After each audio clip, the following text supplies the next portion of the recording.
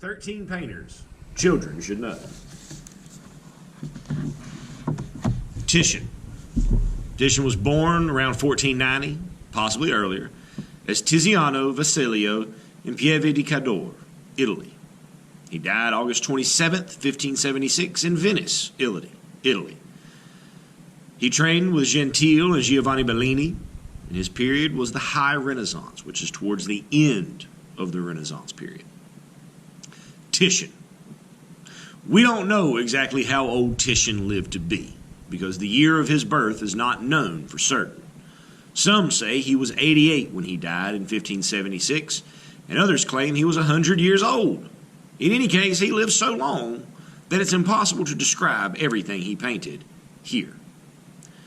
Titian spent his entire life in the Italian city of Venice, and he became one of the best and most sought-after painters of his time. He became famous for his beautiful altarpieces, which he painted in bright, glowing colors. Titian also became one of the most important portrait painters of his age. Many important people had their portraits created by him.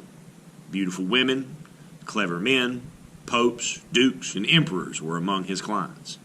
They were all delighted by Titian's portraits, for he was especially skilled at painting his sitters just as they were. But at the same time, he was able to make them look more interesting and dignified than they were in real life.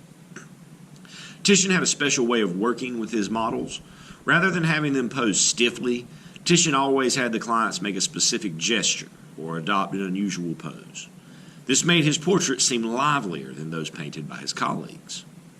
During his long life, Titian created hundreds of masterpieces, paintings, drawings, and prints. He liked to paint biblical scenes just as much as stories from Greek and Roman mythology. In his later years, he stopped painting with strong and bright colors. His pictures became darker, and they were also more expressive than his earlier work. And while his earlier pictures were painted with great precision and order, these later works seem more like large sketches. This can be seen especially well in his painting Christ, Crowned with Thorns. Titian's art had a great influence on the painters who came after him.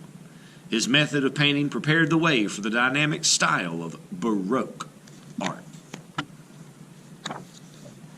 So we're going to come out and we're going to take a look at this timeline. So Titian was born right around here, 1490. Now, before Titian was born, we had Michelangelo Buonarroti.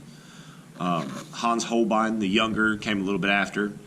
In 1509, in world events, Polish astronomer Nicholas Copernicus determines that the Earth revolves around the sun, that we are on a geocentric or a heliocentric model, not a geocentric model. A little bit later, 1517, we have Martin Luther publishing his 95 Thesis. 1559, the Uffizi Palace is built in Florence, Italy. Lots of things happening in the world.